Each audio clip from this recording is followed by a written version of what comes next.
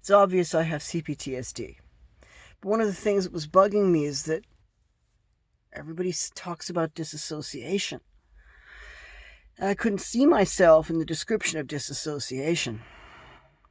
Then what was I doing? I cannot remember what triggered it, but I suddenly went, now hang on a minute. I spend an inordinate amount of time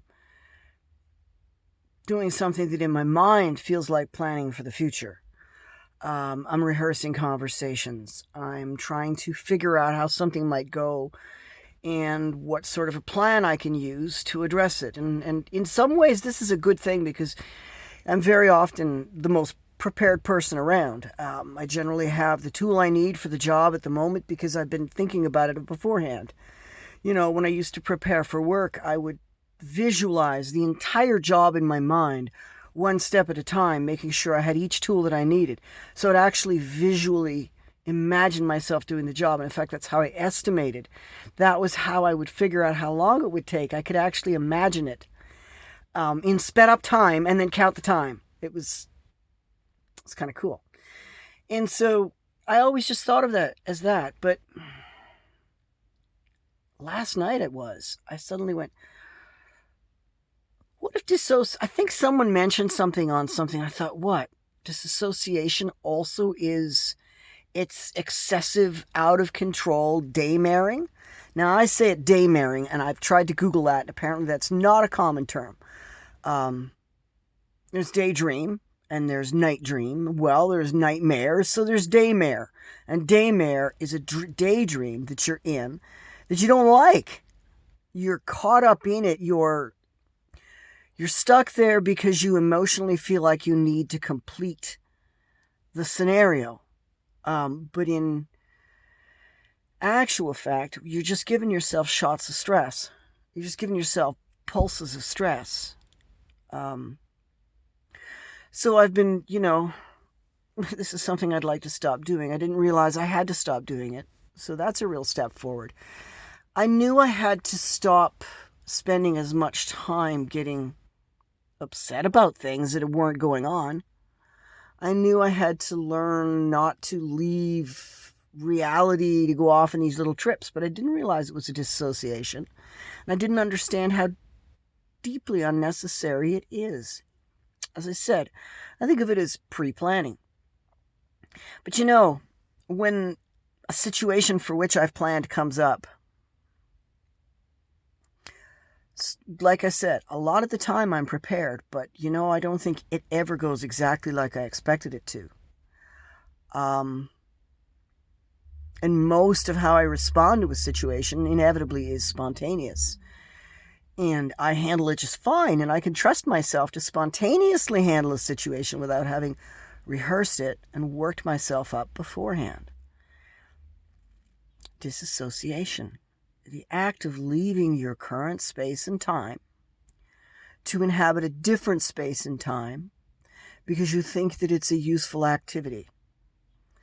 And the difference between just being a daydreamer and disassociating is volume, quantity, frequency. It's like lots of people drink alcohol, but it's drinking it excessively and creating a problem for yourself that becomes a syndrome, an alcoholism. It's not merely the fact of enjoying the feeling of being a little high once in a while. And I think with disassociation, there's daydreaming, and then it's a problem. And I would definitely say that it's been more of a problem than a benefit to me. And yeah, I know, get therapy. I've never found a therapist that has a flippin' clue what to do or how to help me. I run into two kinds of therapists. There's the therapist that wants to drug me senseless, at which point I say, hey mate, marijuana works fine. I don't need your drugs. At which point they say, you're uncooperative. I don't want to work with you. And I leave because that wasn't what I wanted anyways. I wanted therapy, not drugs. And then there's the other kind who don't use drugs, and they sit there and go, well, what do you want me to do for you? What do you want from me? This is client run. You tell me how the therapy goes. And I still need to look up to, I don't fully understand that. I need to look, I know that that empowering is part of that, but it leaves me just chit-chatting and small talking and unloading and whining, but not feeling like I'm getting therapy. When I do self-therapy, it's stuff like this video right now is actually an aspect of self-therapy, working through what disassociation means and working through why I need to care and why I need to come up with a method to stop it. Now, one would think that you could call up your therapist, say, hey, how do you stop disassociating? And the therapist would inevitably say, well, you learn to ground yourself. You stop and you think about, you listen to the sounds around you. You remember what your body feels like. You reorient yourself to the space and time in which you are, which I've been doing lately with the daymaring. And that is an incredibly effective trick.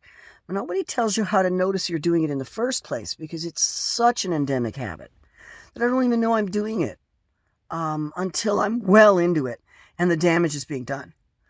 Damage. What do I mean by damage? A lot of people don't understand that stress is damaging because it's not physically obvious. You can't see a bruise or a scratch. You don't get a cut lip from crying. You maybe get a headache. Stress is a silent killer, they say. It's invisible. Stress is a little shot of adrenaline in your system, which on the surface doesn't seem like a big deal. You get that when you drink a coffee. But stress is a very special hormone that triggers a bunch of other hormones and a bunch of other processes. It is from stress that weight gain continues. Weight gain is exacerbated by it, the cortisol thing. Hey, I've only got 20 more pounds to lose and I'm at my ideal weight. And I don't even care if I lose all 20 pounds, but I'm gonna, that would be cool. Actually, if 10 more pounds would satisfy me, if I could just get 10 pounds off more, I think I'd be like, yeah, that's all right. I don't feel fat anymore. And if I was anorexic, I would need to lose at least 30 pounds to stop feeling fat, based on numbers. And frankly, I don't go that way. I use the number to cheer myself up, but to actually assess my fitness, I use fitness. Can I pick that up? How far can I walk and all of that? Which, by the way, it's going good. So, disassociation, yeah. Daymaring excessively. Sitting down, obsessing about what's going to happen when, and how am I going to deal with it, and letting myself become emotionally affected by it. Because as, they call them emotional triggers. As we know, some things can cause us to get upset in absence of any activity or event going on around us. And most people, they're pretty skilled at avoiding upsetting thoughts. And that's the skill that I need to learn. All my life, I've always thought of myself as being strong and determined. And, I'm not going to turn from upsetting thoughts. I'm going to work through these things. I can do it. I'm strong. I can get upset and come back from it. And I can't say that that's been bad, that attitude. I need to learn to moderate it. Everything in life has to be moderated. It doesn't matter. There's nothing is good in excess and nothing is bad in small amounts. Some of the most deadly medicines are excellent medicine when used in the right dose. And no, having a daymare and getting upset is not disassociation, nor is it a problem. But if you're spending more time in the daymares than you are in the waking world, and you're walking around ruining your day getting upset when you actually had stuff to do, and now you're just kind of trying to recover from it, yeah, it's a problem, don't you think? Yeah. And I'm ready to fix it. I wanted to share it with you folks, because I think that I don't think that disassociation being described as getting lost in your thoughts, in upsetting thoughts, is out there. And I think it should be, because from what I've been able to further study, because I right away went and started doing my research. It sounds like, yeah, no, that's one of the ways that a person will experience what disassociation feels like from being lost in thought in a bad way. I mean, we're not talking about visualizing yourself with your favorite celebrity,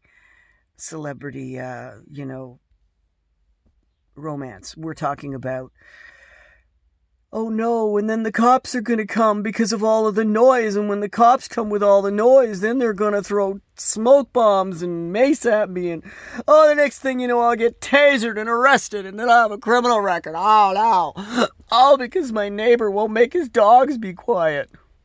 That. Another word for some of that is catastrophizing, but it isn't always catastrophizing. Disassociation will involve catastrophizing, but catastrophizing won't necessarily involve disassociation. Some folks don't fully involve themselves when they're catastrophizing because they're really doing it for show, not because their brains are running away on them. So, no, I've been trying to figure out mental self-discipline for a long time. I can meditate. But the trouble is noticing. Once I've noticed that X, Y, or Z is going on, then I'm on it. I can tell my brain, okay, that's enough of that. But realizing I'm doing it, that's the challenge that I'm having. Realizing what I'm doing. So, oh yeah, well, Oh, and I got misgendered over the phone yesterday. That was annoying.